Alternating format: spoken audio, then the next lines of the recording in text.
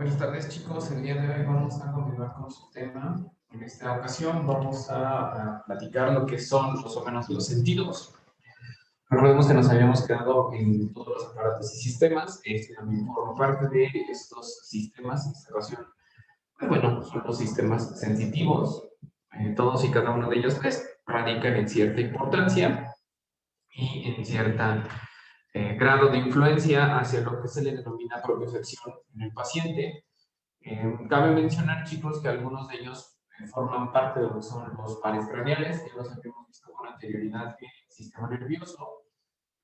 Todos y cada uno de ellos cumplen ciertas funciones sensitivas y motoras, hablando de los pares craneales. Aquí obviamente estamos hablando exclusivamente de funciones sensitivas, ¿okay? Funciones de ante ciertos estímulos, ante ciertas reacciones, como son, por ejemplo, la vista, ciertos colores, o la luz ante cierta intensidad, vamos a tener una respuesta, ¿no? Como la dilatación pupilar o la constricción pupilar para medir la intensidad con la que va a entrar la luz hacia los ojos. ¿Ok? Principalmente nos vamos a concentrar en los 5 básicos, la vista, el olfato, el tacto, la audición y el gusto. Todos y cada uno de ellos pues, van a trabajar obviamente con el potencial de acción, como lo que están viendo ustedes en este esquema, donde es la bomba de sodio y potasio, la cual va a ser una activación de todas estas estructuras o todos estos receptores que tenemos a lo largo del cuerpo, haciendo cierto énfasis obviamente en el sistema sensorial. El más grande de todos, pues cabe mencionarlo, es la piel, es el órgano de el tacto, ¿no? Aunque el tacto obviamente se va a ir desenrollando, si le quieren llamar así, o se va a ir clasificando en un tacto superficial, en un tacto profundo, que a la vez pues, es lo que compete lo que es la vibración, el dolor, obviamente también entra en todo esto, y es donde vamos a tener esta activación de esta bomba de sodio y potasio, este transporte iónico, el cual nos da como resultado una respuesta, llámese motora o glandular. En este caso, vamos a ver únicamente la primera parte, ¿no? De este reflejo que ya lo habíamos mencionado también con anterioridad del sistema nervioso, que aquí únicamente lo vamos a encontrar en todos los sentidos, ¿no?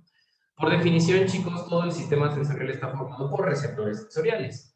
Estas, a su vez, son estructuras especializadas en la percepción de estímulos. Meramente esto, o sea, es únicamente percepción de los estímulos en la periferia, ya sean externos o internos, chicos. ¿Okay? Algún cambio dentro del estómago, nosotros lo vamos a percibir interno.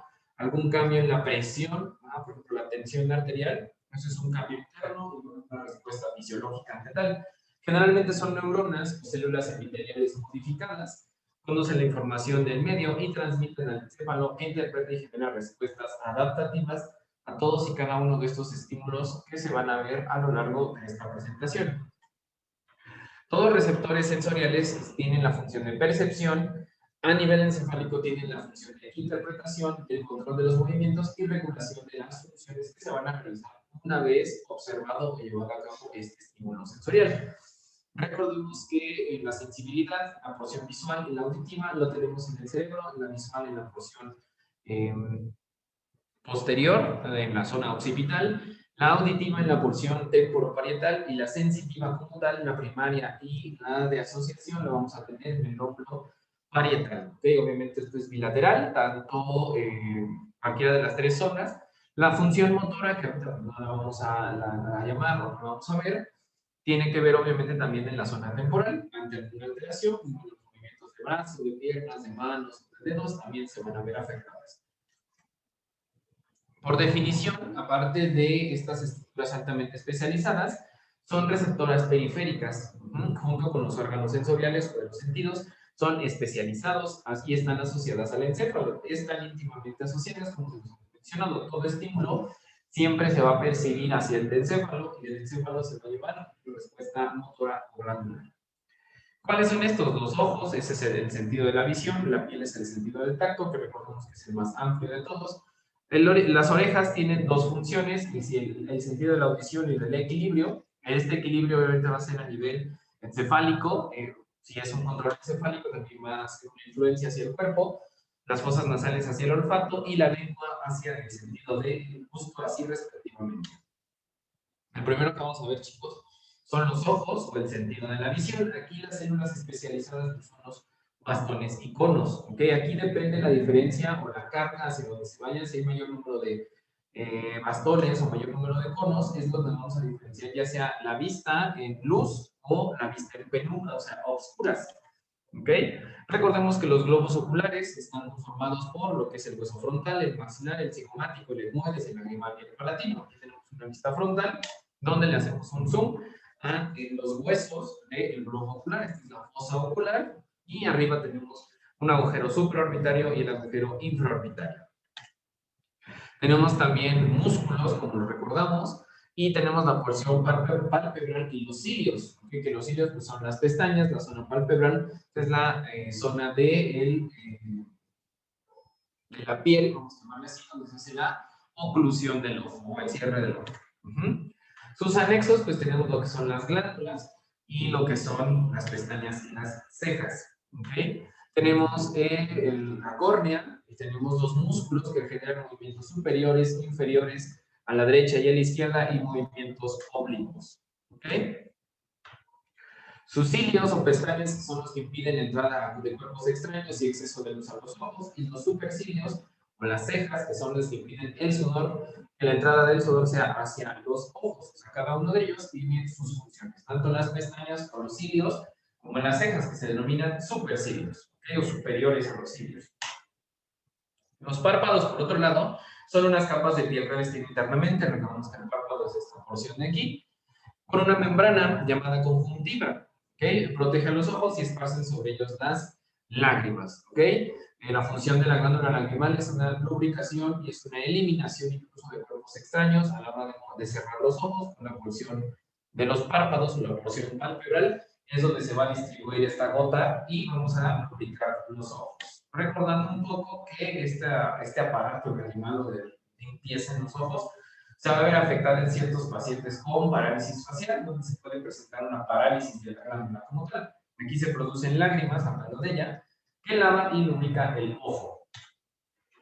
Aquí tenemos un corte donde tenemos la anatomía del ojo, donde tenemos el globo ocular, donde tenemos la córnea, donde tenemos los cilios y donde tenemos la conjuntiva. ¿Okay? Y como tal, estos son sus células especializadas, donde tenemos a los bastones y tenemos a los conos. Los bastones tienen una fotopigmentación sensible a la luz que se le llama rodopsina. ¿Okay? Esto es la vista en penumbra, chicos. O sea, los bastones son los que nos dan la calidad de visión en noche. Los conos, por otro lado, son una fotopigmentación de color que se le llama fotopsina. Esta es la visión en colores. Cuando tenemos una disminución en el conteo de conos, las células de los conos, es cuando se nos alteran estos colores, los primarios principalmente, como el rojo, el amarillo, el azul, el verde, y se surge el daltonismo, que es cuando el paciente en vez de observar un color verde, ve un color amarillo, o viceversa, en vez de color amarillo, ve un color verde, y así sucesivamente, incluso, pero siempre y cuando sean colores primarios. ¿Ok? Tenemos aquí una vista anterior de los bastones y conos, los conos de color morado, los bastones de color azul, donde tenemos un fotorreceptor, vamos de arriba hacia abajo, un cuerpo sináptico, la región del núcleo o región nuclear, un segmento interno y un segmento externo. ¿Ok? El siguiente órgano de los sentidos es la piel, o el sentido del tacto, que recordemos que es el más amplio de todos. Es donde se genera la termorregulación, donde se genera la nocicepción, donde se genera la barocepción, o la cuestión de la presión o del tacto, donde hay ciertos procesos de defensa, obviamente inmunológicos, a través de las diferentes capas de la piel que presenta este órgano. Es el mayor órgano del ser humano, llegando a los 2 metros cuadrados y un peso aproximadamente de 4 kilogramos en un adulto. Se ha dividido para su estudio en epidermis y dermis y la hipodermis. Aquí casi siempre la literatura no la menciona la hipodermis porque está muy íntima con la dermis, pero también es claro diferenciarlos. Obviamente, ¿por qué? Porque en la hipodermis es donde encontramos huesos y músculos, mientras que en la dermis es donde encontramos el cuero cabelludo, por ejemplo, el folículo piloso, y la síntesis de colágeno, elastina y el ácido hialurónico. En la epidermis, recordemos, retomen sus clases un poquito de piel, que la epidermis es célula muerta, es un conjunto de célula muerta en las cuales se conglomeran con un conjunto de ladrillos para protección de la piel.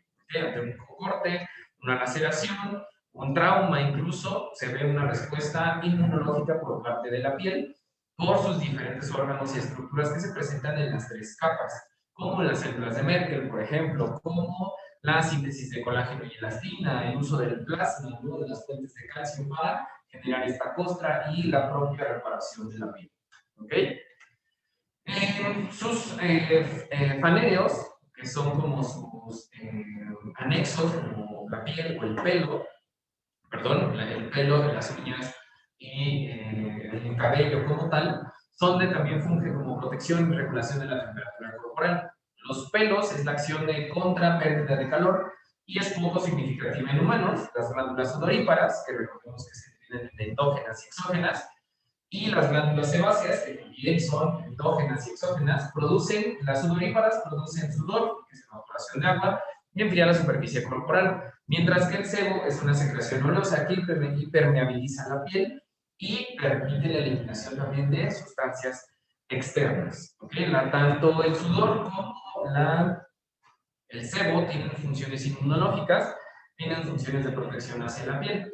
Los receptores como tal que vamos a tener son diferentes, donde tenemos los cuerpos de Merkel, las terminaciones nerviosas libres, los corpúsculos de Pacini, los corpúsculos de Ruffini, que a su vez estos regulan múltiples funciones dentro de la piel, ¿sí?, como son la termorregulación, la nocicepción y la presión, ¿no?, o el tacto. Poseen variedades de receptores sensoriales, cada receptor tiene un axón que conduce impulsos nerviosos a nivel central. De hecho, la piel es suficientemente sensible para discernir un punto de 0,006 milímetros de altura y 0,004 milímetros de largo cuando se usa la punta de un dedo, por ejemplo, ¿no?, o un alfiler, que son ciertas funciones que se tienen o ciertas valoraciones para el pie diabético, por ejemplo, ¿no?, donde se valora en ciertos puntos estratégicos del pie del paciente para valorar su sensibilidad. Aquí tenemos los receptores y la sensación percibida, o su función, si le quieren llamar así. Los receptores de Krauss es para el frío, Ruffini es para el calor. Estos dos primeros serían los termorreceptores. Pacini y Meissner, que son presión y tacto. Pacini también es de vibración, si le quieren anexar esto, la parte de la presión.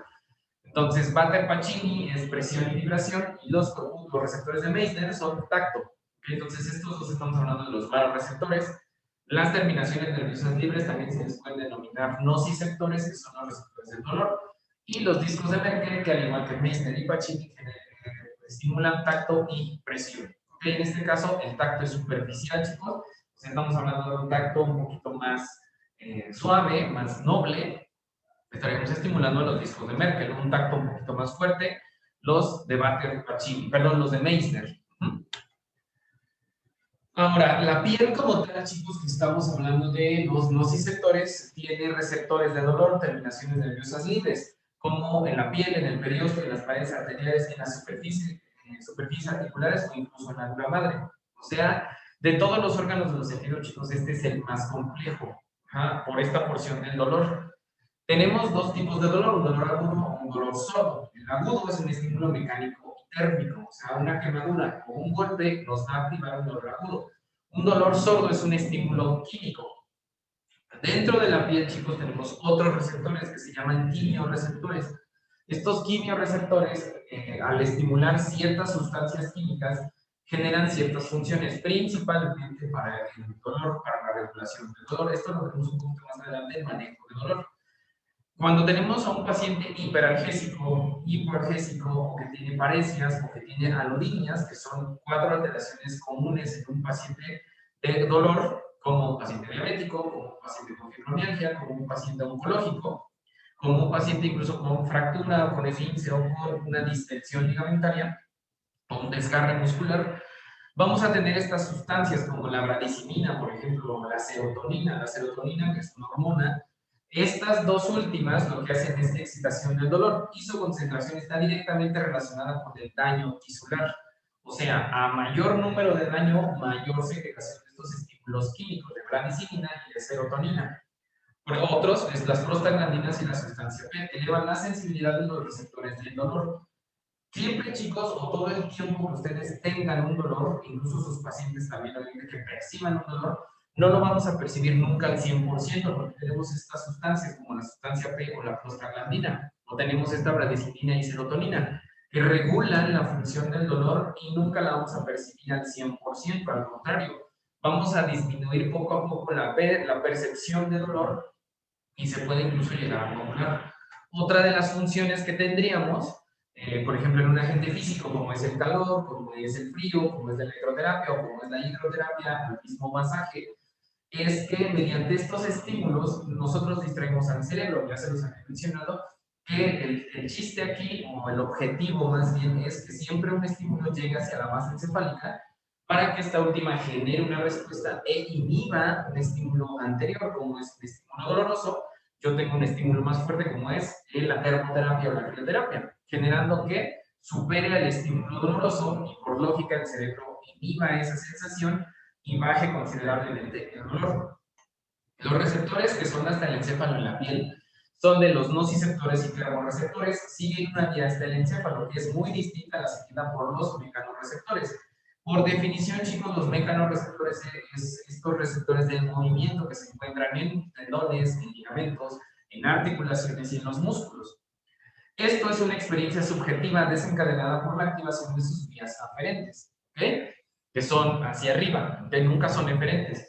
El camino, ¿cómo va a ser resumido, chicos? Sobre todo de los nociceptores y de los termorreceptores. Tenemos una excitación de la raíz dorsal del receptor, o sea, la médula espinal, las vías posteriores de la médula espinal. Esta va a llegar a la médula. Aquí va a llegar al bulbo, principalmente a la médula oblongada, al tálamo y de ahí a la corteza cerebral. Y ya que llega a la corteza cerebral, chicos, pasaría obviamente hacia un estímulo mecánico, perdón, a una respuesta mecánica, y de ahí se modifica o se, ¿cómo podríamos decir? Se modera la respuesta mecánica que vaya a tener el paciente, o sea, la retirada del brazo, la sensación de dolor y que empiece a generar fricción o que se sobe el paciente. O sea, toda respuesta que va a tener el paciente siempre va a ser por este tipo de vías. Esta vía se le llama espinotalámica, ¿no? O sea, de la espina pasa hacia el tálamo. Y esta es toda la ruta que están viendo ustedes, que toma el dolor, o de la ruta del dolor y de la termorregulación, o de la termorrecepción hacia la corteza cerebral. Las sensaciones que se originan de receptores de la piel dependen de la neocorteza para ser apreciadas conscientemente. ¿Qué nos quiere decir esto último, chicos? Que todo estímulo, como se los había mencionado, un poco, todo estímulo de termorregulación o de dolor siempre debe de llegar a la neocorteza, o sea, a la corteza cerebral superior, para que nosotros lo podamos percibir y tengamos una respuesta modificada al estímulo que nos están presentando. O sea, si es un piquete de abeja, por la ponzoña, por la irritación, por lo que ustedes quieran, la respuesta va a ser rascarse. Pero si es un mosquito, en el momento en que nos pique no vamos a sentir nada hasta que tengamos una reacción química. O que nos peguemos en el dedo chiquito del pie, vamos a tener una respuesta mecánica, como es el sobarnos, el tratar de minorar el dolor. Y no es lo mismo uno que otro, a pesar de que sean estímulos nociceptores. ¿Ok? La piel, recordemos que bueno, es un órgano de los más extensos, de todos es el más especializado, hablando de los demás órganos de los sentidos, que bueno, ya lo hemos hablado bastantes veces, ¿ok? Pasando al siguiente, que estamos hablando de la anatomía del oído, este también se le llama órgano vestíbulo-coclear o estatoacústico, muy similar al par craneal, al nervio estatoacústico o al nervio vestíbulo-coclear. La mayor parte está en el hueso temporal, que se localiza en la caja craneal, y está dividida en tres partes, a oído interno, externo y medio, ¿ok? En la porción externa pues, es donde tenemos el pabellón auricular externo, en la región media es donde tenemos a los pececillos, que son martillo, yunque y estribo, y en la porción interna es donde vamos a tener a los canales semicirculares, que es lo que parece en la imagen como un caracol, y a las ampollas, o a las ámpulas, que son estas capsulitas que están viendo en la imagen, que son de color gris, que si se dan cuenta, tanto este caracol como estas ámpulas tienen ahí un nervio que está de color amarillo, bueno, ese es el nervio vestíbulo-coclear, y estas ámpulas son las que a la movilización de la cabeza, a la derecha y a la izquierda, arriba y abajo, o incluso rotaciones, nos van a modificar la carga que generemos en los músculos para no llevarnos el cuello. Estas últimas son las que nos pueden generar el vértigo paroxístico benigno. ¿Okay? O sea, bueno, el vértigo para los pacientes por una disfunción en una estructura interna que se le llaman cilios. O sea, dentro de las ámpulas se encuentran estos cilios. La primera función que tenemos pues, es la audición, ¿no? Es una captación de un sonido, es una percepción, interpretación y una secuencia de transformaciones de energía. iniciando por la sonora, pasando por la mecánica, la hidráulica e incluso finalizando con energía eléctrica de impulsos nerviosos que llegan al cerebro. Para eso es la función, por ejemplo, de la ventana oval o del pabellón auricular. Por eso esa forma también de las comisuras que tenemos a lo largo de la oreja para llegar a la membrana timpánica y de ahí hacer una vibración en los huesecillos. Esta vibración, que es lo que estaba hablando hace un momento, es lo que estimula el nervio y genera los impulsos eléctricos. En el pabellón auditivo tenemos surcos, como se nos había mencionado, que estas captan las ondas sonoras y canalizan el conducto auditivo, también denominado membrana timpánica. La membrana timpánica también es un conducto auditivo de protección e incluso amplificación de presión. Cuando nosotros tenemos un cambio en la presión, chicos, sobre todo cuando vamos, por ejemplo, a Acapulco o a Manzanillo o a Cancún o incluso a la misma Ciudad de México, tenemos un cierto taponamiento de los oídos. ¿Okay? Esto es un cambio en la presión, que es una respuesta para que no se nos vuele literalmente la membrana timpánica. ¿Por qué? Ante un cambio de presión tan agresivo, chicos, podemos generar una lesión considerable. Esto sería en el oído externo, que forma parte también del oído medio. La membrana timpánica tiene una presión o descompresión alternando de aire, que es una alternación de aire adyacente a la membrana y provoca el desplazamiento del tímpano para atrás y adelante, como se nos había dicho en la diapositiva pasada. Si nosotros tenemos un cambio de presión por la altura, por ejemplo, o sea, donde estamos aquí, si nos vamos al volcán, al Nevado de Toluca, vamos a tener también un cambio en la presión, un cambio en la compresión de aire, generándonos un aumento en la presión y un cambio dentro del oído.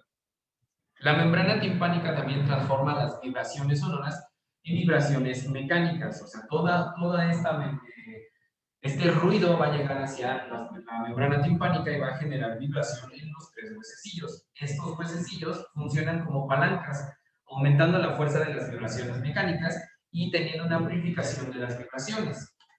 Una vez que estos huesecillos mueven la ventana oval, la vibración de ventana oval mueve la endolinfa, y los cilios, de las células sensoriales de los órganos de Corti.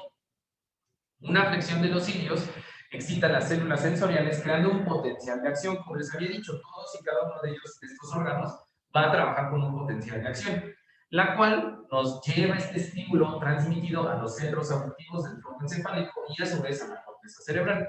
¿Okay? Tenemos incluso aquí en el diagrama, tenemos el órgano de Corti, que es esta coloración rosácea. De hecho, viene entre paréntesis donde dice el órgano espiral de Corti, si le quieren dar el nombre correcto o el nombre completo, vamos a llamarle así. La ventana oval, que es toda esta estructura. Y tenemos incluso al nervio como tal, ¿no? Tenemos el ganglio espiral y tenemos al nervio como tal, las fibras neurológicas que nos llevan hacia la porción sensitiva y a la porción cerebral para su estímulo. Los oídos humanos pueden distinguir entre diferentes frecuencias de sonido, principalmente se basan en decibeles. La membrana basilar no es homogénea a lo largo de su comportamiento, o sea, de su compartimento. ¿Qué nos quiere decir esto? Que nosotros podemos escuchar ciertos grados de decibeles hablando de la audición.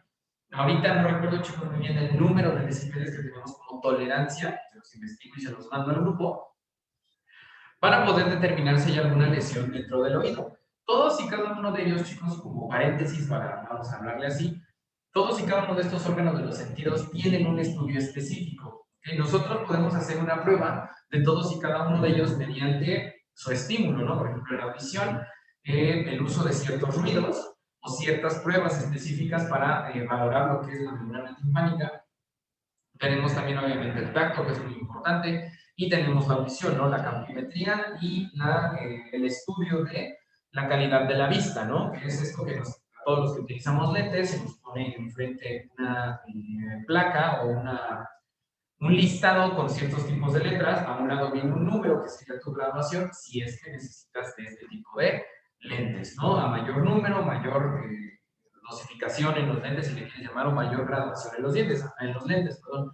A menor necesidad de graduación, menor graduación igual en los lentes, hasta que solo sea para vista cansada o personas que están utilizando muchísimo tiempo la computadora. ¿Ok? En la audición, bueno, y todos ellos también hay otros más específicos que utilizan los médicos que se le denominan potenciales evocados.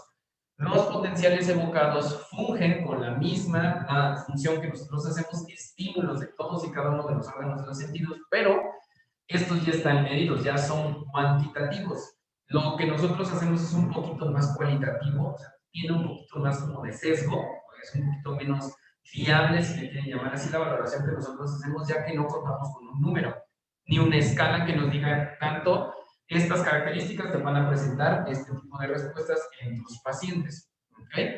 Estos potenciales evocados siempre se mandan por lo general en el neurología que los manda para poder estimular y poder valorar qué tan bien o qué tan mal se encuentran los pacientes en cada uno de sus órganos. Por ejemplo, si tenemos un paciente con analgesia, se va a estimular el tacto o el dolor y se va a ver en una gráfica su porción cuantitativa, o sea, qué tan bien o qué tan mal está el tacto. Lo mismo en la audición, lo mismo en el gusto y lo mismo en la vista. Lo mismo en el olfato. Estos, obviamente, repito, sí podemos tener acceso a ellos, nosotros no lo vamos a realizar, obviamente, y siempre y cuando el paciente tenga este ingreso económico para poder realizar estos potenciales evocados, bueno, que se los haga, no hay ningún problema. En nuestro caso, es el uso del martillo de reflejos, del punzón, del mismo, el uso de ciertas texturas para valorar la función sensitiva y el uso de ciertos estímulos como los ruidos para poder determinar la audición del oído tanto interno, externo, como la porción profunda del mismo. ¿Ok? Eso sería en su cuestión auditiva. Ahora, la segunda función que lo tenemos es la función del equilibrio, que también existen pruebas específicas, como por ejemplo la prueba de Tinetti.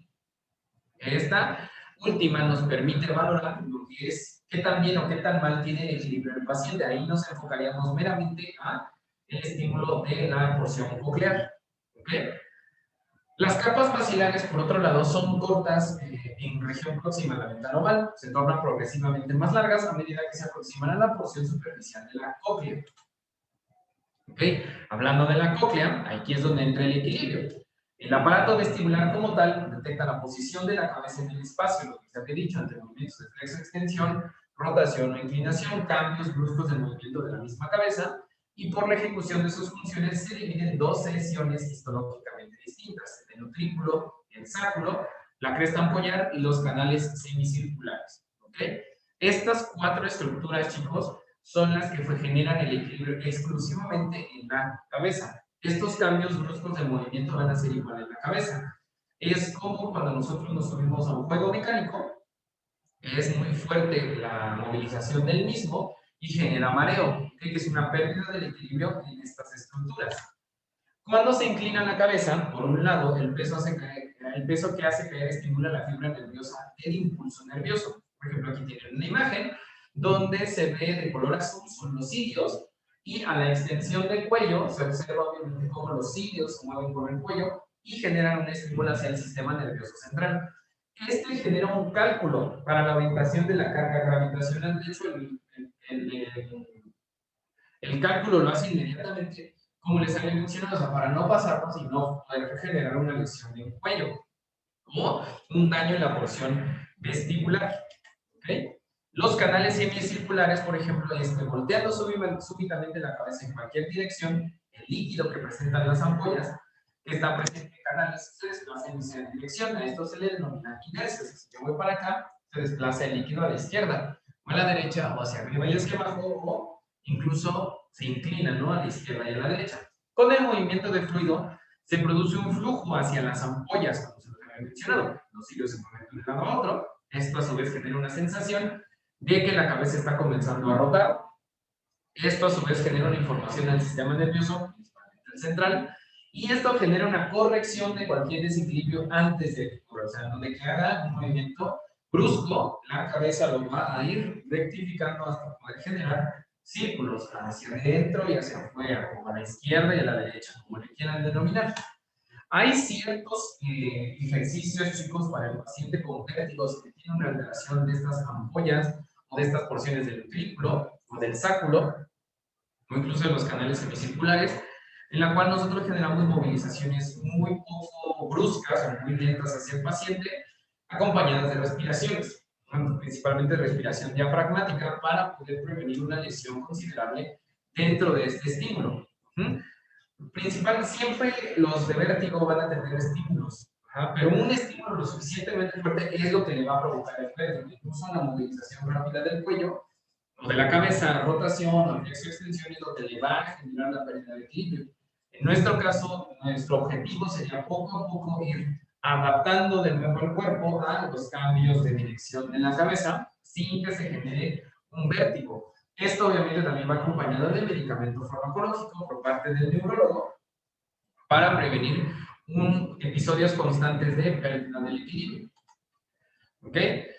El siguiente órgano de los sentidos, chicos, es las fosas nasales o el sentido del olfato.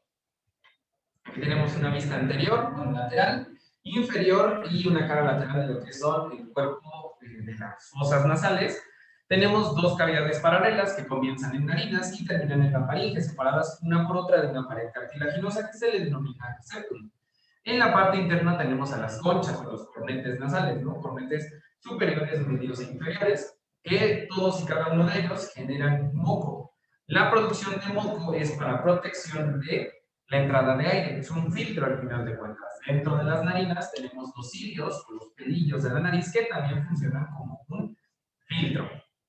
Dentro de la nariz también tenemos dos tipos de mucosa, la mucosa amarilla y la mucosa roja.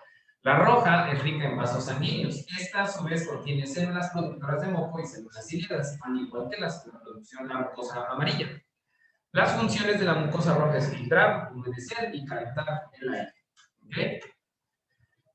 Esta también a su vez presenta lo que son los ganglios, o sea, el ganglio olfatorio, que es lo que presenta el nervio olfatorio, que es donde están viendo la coloración azul, o en la imagen más grande ya se alcanza a observar en la vista superior, en la porción superior, el ganglio olfatorio y las porciones del nervio olfatorio.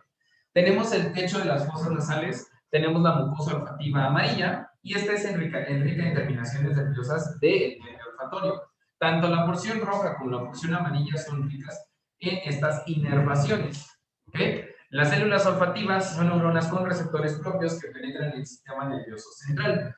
Y esto es lo que nos da el sentido del olfato. Ante ciertas alteraciones, chicos, dentro del olfato, ahorita lo más común es la anosmia.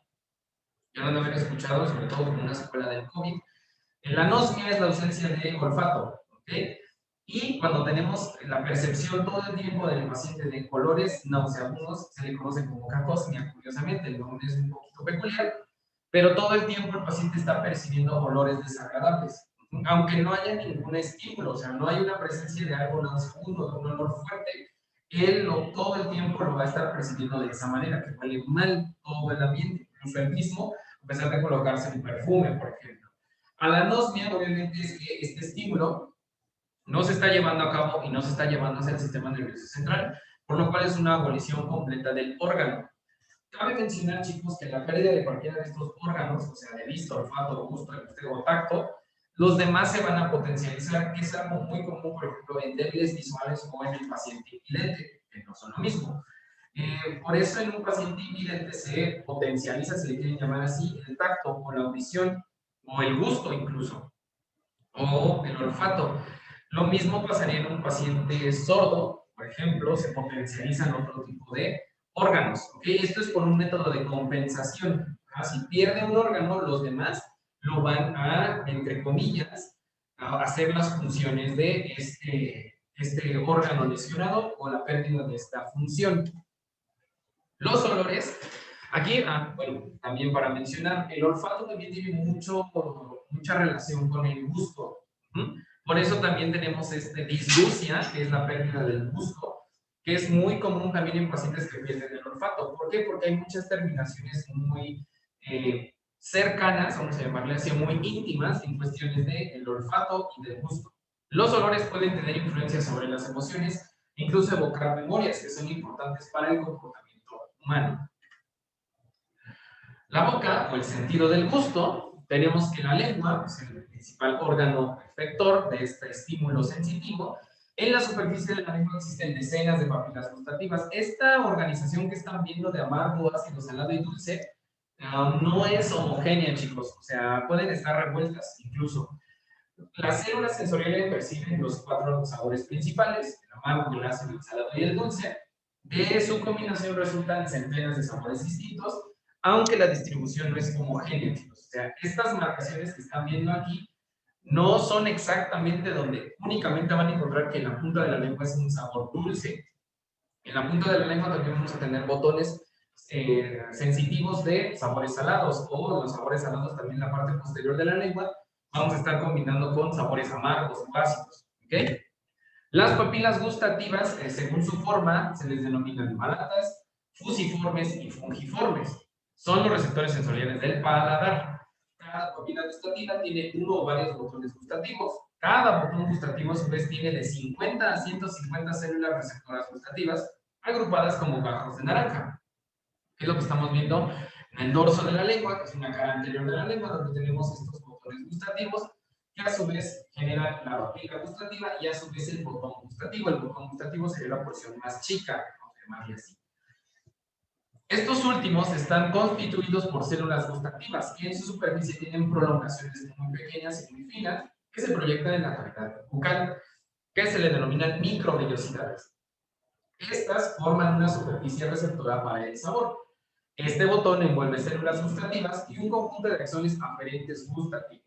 O sea, si se dan cuenta, todas las células van a ser aferentes, van a trabajar por vías ascendentes hacia el sistema nervioso central para llevar a cabo el estímulo o el sabor que acaban de percibir.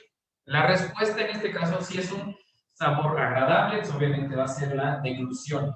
Si es un sabor desagradable o que está echado a perder la comida, la respuesta va a ser escupir la comida, obviamente, y no tragarla. ¿Por qué? Porque es una respuesta de salvaguardar la protección de todo el órgano gastrointestinal, de supervivencia al final de cuentas. ¿Ok? Esta sería la función también de estas células nerviosas gustativas. De hecho, de todos los órganos de los sentidos, chicos, trabajan a nivel arcaico. O sea, esto es más por función de supervivencia. Ante la percepción de un dolor debe de haber una respuesta para tratar de mitigar el dolor. Ante un sabor desagradable, la respuesta es escupirlo. Ante un olor desagradable, hay que buscar de dónde proviene y alejarnos de ese olor.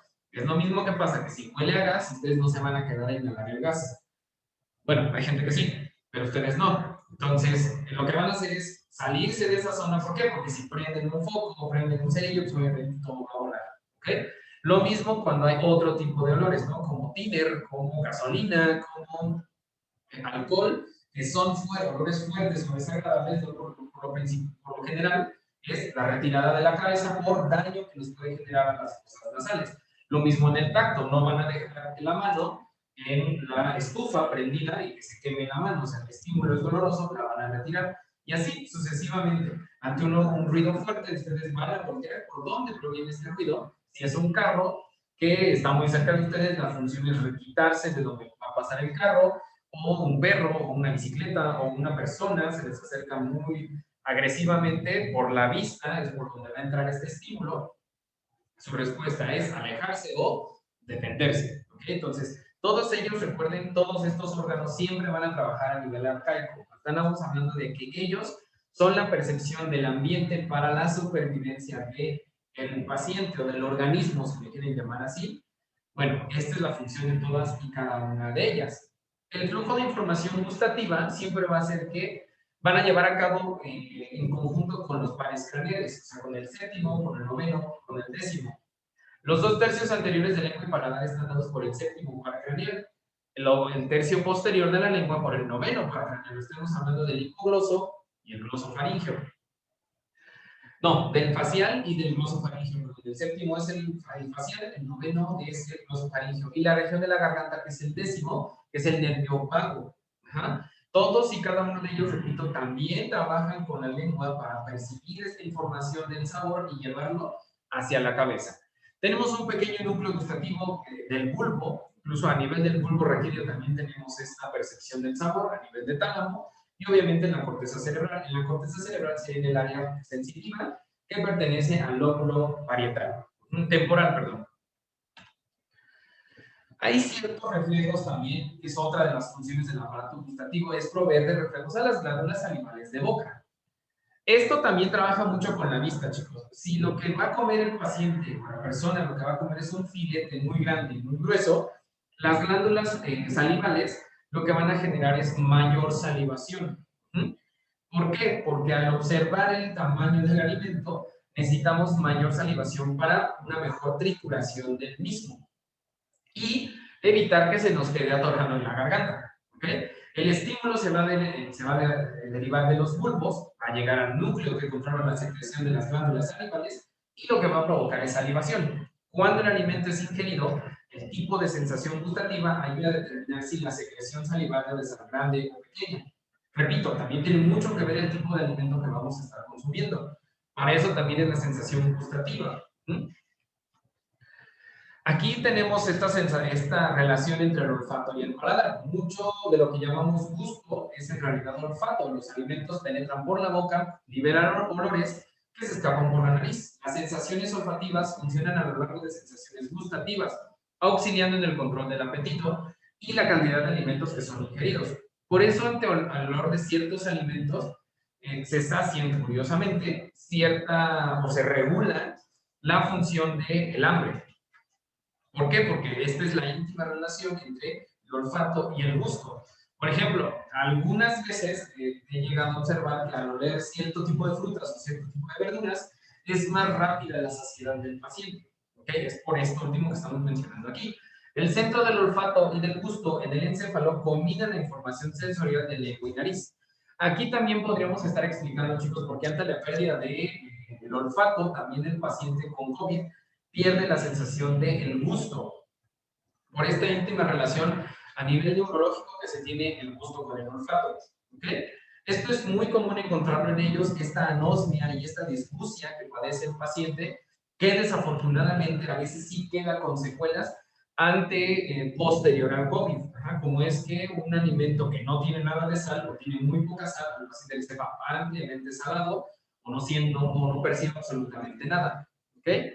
Si se dan cuenta, chicos, los órganos de los sentidos todo el tiempo van a trabajar a nivel de médula espinal y a nivel del sistema nervioso central.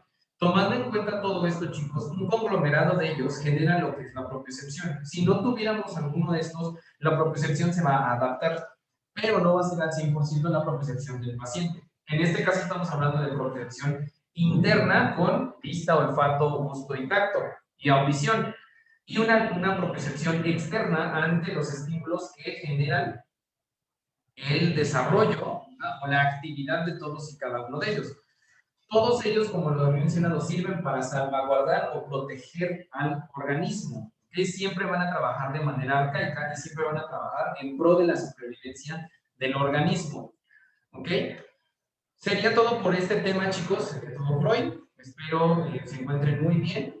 Repito, ya lo había mencionado con uno de sus compañeros, sus prácticas van a ser, en este caso, la práctica de cardiovascular, la práctica de respiratorio y la práctica de la valoración de los órganos de los sentidos. ¿Okay? El siguiente tema, chicos, es biomecánica. En este necesito que ustedes me traigan un goniómetro. Ya sobre la marcha les iré explicando qué es goniómetro. El goniómetro primero veremos la práctica, lo que acabo de mencionar. Ya que llegamos a biomecánica, vamos a empezar a valorar y explorar los ángulos de movimiento del paciente para que sea un poquito más aterrizado lo que estamos logrando con ellos y también trabaje un poquito más en números, o sea, más cuantitativo y menos cualitativo todo su tratamiento, o sea, un poquito más aterrizado y no solo estemos analizando por analizar. ¿Ok? Entonces, sin más por el momento, me despido y que tengan una bonita semana.